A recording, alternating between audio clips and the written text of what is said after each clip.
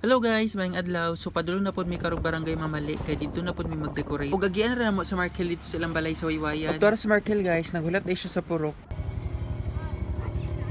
Bang, hapit pagid madusmo. Lugay makatabok ay.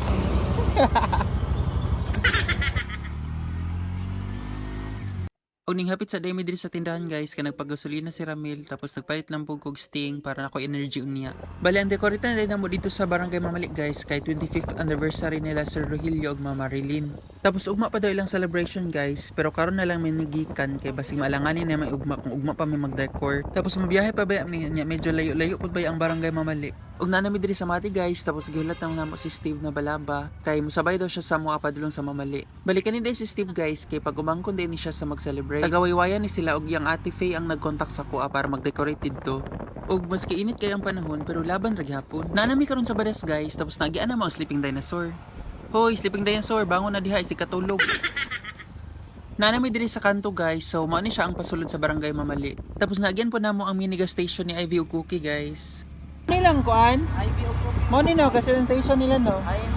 Oh, diri mi na. So we're here na guys. So bantog ra familiar ang place kay nakaanhin naman dai ko diri dati. Welcome to Barangay Mamali, kung saan hindi ka pwedeng magkamali. Charot. Ug sa wakas guys, kinaabot na jud mi diri sa balay sa celebrants. Unya gipasnack dayon mi ni Mama Marilyn. Ug namis lang jud mi diri sa ilang tambayanan guys, kay duol lang siya sa dagat. Lami kayo ang hangin, tapos nice pa jud kayo ang view. Guys, sumali ang venue nga among decorate ani Marky. Gusto kay hangin diri no? Pwede ka ba? Diretso na ka maambak diri ako. So 4 PM na naabot diri guys, tapos inikahapon jud ay daw diri akay kusog jud ang hangin. Pero bahala nagkusog ang hangin basta padayon ra gyapon mi. Hangin ra ka, event stylist mi. Charot.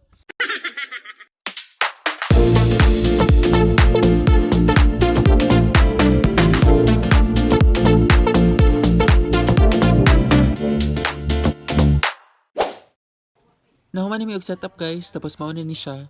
Mga 8 PM na jud mi nahuman ani. O pahuman na mag setup kay nag-snack sa ami. Mangapit sa ami ani kay medyo tugnaw jud diring dapita. Tapos magtambay-tambay sa ami diri kadali silang purok bago mi matulog.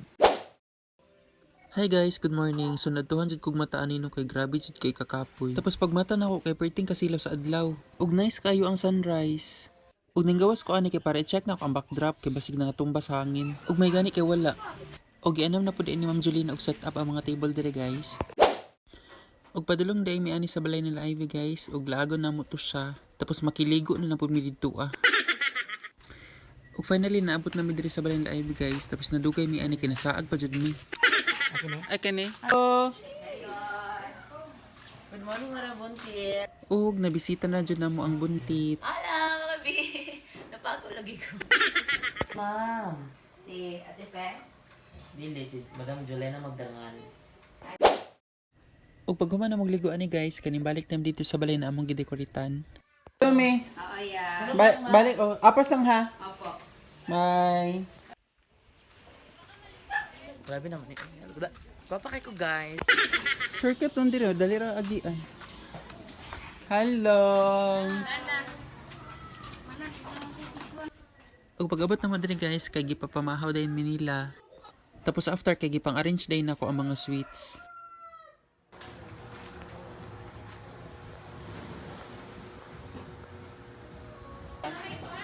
Kailan mo ko na yung blouse? Kailan mo ko blouse? Tapos tad guys, kay nabot-nabot sa Ivy, gwapag gyapon kaayo. Og after mahuman nilang program guys, kay nangaon na.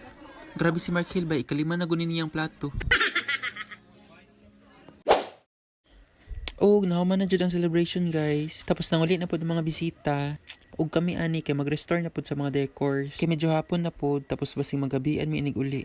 Baligi hinahinay na moghipos guys ang mga decors kay para inigabot ni Ramil kay karga na lang diretso. Igo ra jud mi nahuman og hipos sa decors guys, tapos naabot na pud si Ramil. Og mao to nanguli na pud mi. Og thank you day kay Sir Rogelio ug Mama Marilyn sa pagsalig ug sa pag-atiman sa amo apo. So mao lang to guys, og see you na pud sa ako mga next na decor setup. Bye.